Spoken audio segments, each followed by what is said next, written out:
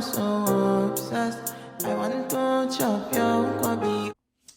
I often get asked, what was it on your resume, or what did you put on your resume, or what does your resume look like that would get you X amount of money? So, something that I don't talk about a lot is this particular skill has, like, it's just one of the highest paid skills for most industries, not just tech. And when I say one of the highest paid, when you look at the career trajectory for it, like long term, how much you can capitalize off of having this skill across industries, it is a cash cow. That skill, a lot of times people talk about project management, okay? Project management is a great skill to have. And I think you have to be a talented individual to to have project management skills or even want to do project management at all. But what's something that people don't talk about is program management. So program management is what I call my six-figure skill that has helped me like transition multiple times. So the first time I made a pivot out of the classroom, and I didn't get a program management title, but I started like managing a school program, okay? When I became an assistant principal and pivoted again, it was largely because I was managing a program and developing a program. And then when I made the next pivot to central management level at a school district, it was all based on program management, developing a program from beginning to end, piloting different programs.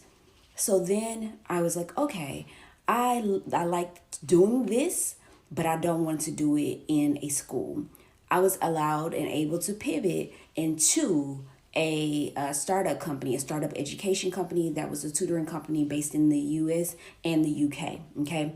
With that program management and being a program director with that type of skill and background, the company like flew me to the UK. I had a chance to visit Pretty Little Things. I had a chance to go have like kind of live a little girl's dream, if you will. I had a chance to go have tea. At like afternoon tea during lunch, which was really cool. And so it's affording me like a lot of opportunities. And it is just a skill that is invaluable and you can use it across industries. If I leave tech and go back to education, go back to the nonprofit space, it can still make money. If I go to healthcare, it can still make me money. Wherever I go, people need a program manager no matter what type of program manager it is. That I can always figure out and adapt. So learn program management.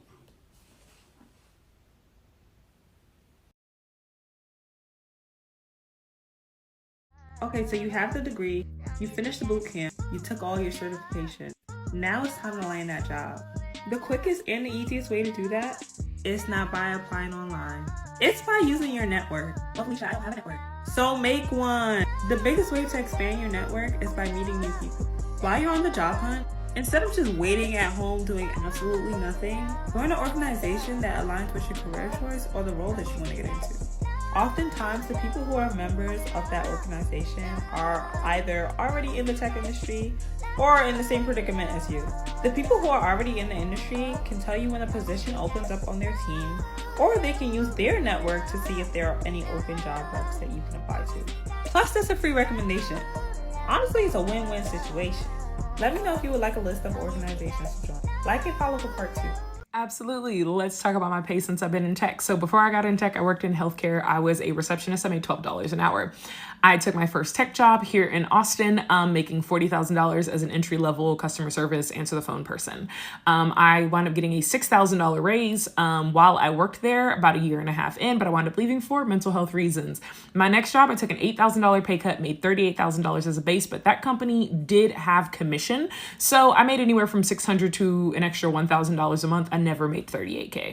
While at that company, I got raises and promotions every 6 months or so because I'm a fucking badass and I have fantastic leadership that really championed my growth. So by the time I left there, I made about $56,000 as a base, up from 38K, and I made about $20,000 in commission. Google offered me as a contract worker about $67,000. And then came TikTok, and TikTok offered me $150,000 as a contractor and then $150,000 total comp as a full-time employee. Many of you may know that I recently got a new position.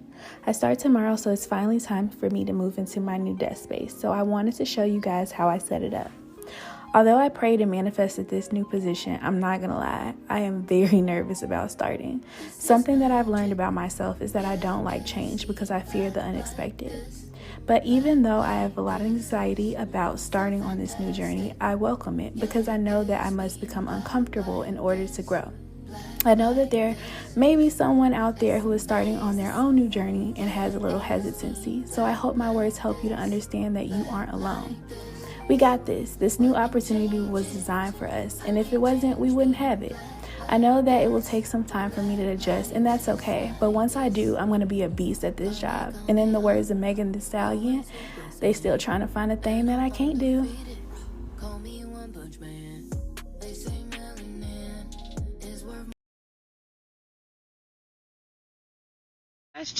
What do y'all do for a living? Hi, I'm Juliet. I am a hypnotherapist and hypnotherapist trainer.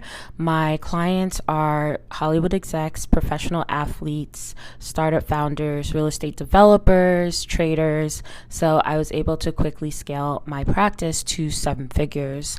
But this all started with a 6-figure job in tech sales, which led to a 5-figure side hustle, then led to 2 6-figure businesses. So if you want to get into tech, but you don't want to code or aren't tech savvy, tech sales is a great option. They have entry-level positions that start off at 40 to 50K base, and then you can easily scale to 100K with commission. If you are good at talking to people, if you love helping people, finding them solutions, sales is a great option. Check out LinkedIn and AngelList for job positions. Hello, darling. Yes, this is I. Hi, how are you, darling? Have you eaten? You have? Marvelous. Have you had a great day? Oh, excellent, darling. I'm so happy to hear that. I'm so pleased. So, darling, I was just thinking to myself that I want you to be incredibly happy, darling. Just over the moon, filled with joy. And in order for me to do that, darling, I've realized that I have to pour into myself. Yes, darling, I can't give from an empty glass. And, darling, I was just thinking the things that make me happy, darling, come from Chanel, Hermes, and, receiving $250,000 by wire transfer, darling. And, I feel like I would need those things, darling. I need for you to be happy, darling. And in order for me to do that, I have to be happy. Yes. So, I'm sorry. You'll send it over. Darling. Oh my gosh, darling. I'm so appreciative of you. One question I get all the time is, can I be a virtual assistant while working full-time? And the short answer is yes, you can. Being a virtual assistant is the perfect kind of business to start if you are working full-time. The reason being is, number one, you choose for the most part your own schedule. So if you work, say you work full-time during the day at 9 to 5, then you very well can do your virtual assistant work in the morning before you go to work. You can do it in the evenings after you get off work, and you can also do it on your lunch break. When I worked full-time, that is exactly what I did. Is I would in the morning maybe check emails, on my lunch break do a task or two, and then when I got off in the evenings I would do some of my work. And just depending on how far you want to take your journey in virtual assistants, you can definitely easily get to a place where it is time to quit your full-time job and become a virtual assistant full-time very, very quickly, just depending on how many clients you acquire, how soon, and how you kind of price your services. So that is definitely something that you can do. I would highly recommend that if you work full-time to start your journey as a virtual assistant.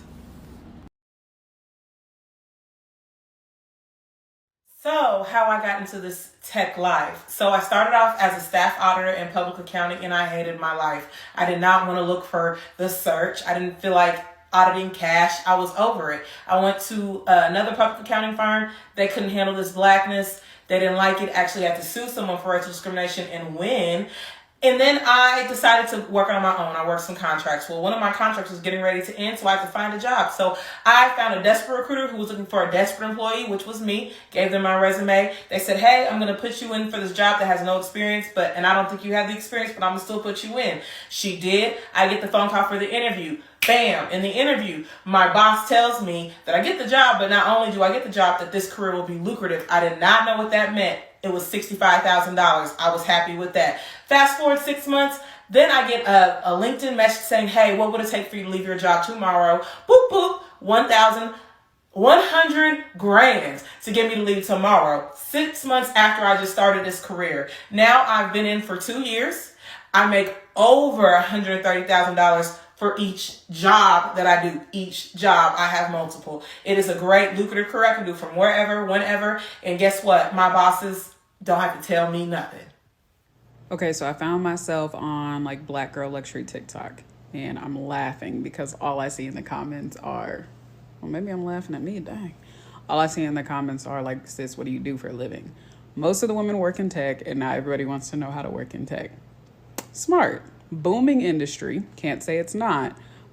But do you actually want to work in tech, or do you just want the funds? Because it sounds like most of y'all actually just want to be social media influencers and make like $100K a year. There are other ways to do that. Granted, if you look at my last post, no, I can't keep money, but I will say that I make a decent income, and I don't work for a tech corporation. And by decent, I mean I make close, very close to what a lot of these tech girlies make. I would just say, if you guys really want to do more social media, if you want to look at careers apart from like the tech industry, guys, go into communications. A lot of major corporations are hiring for communications. You do realize that's just social media for corporations, right? Excuse me, can I talk to you for a minute?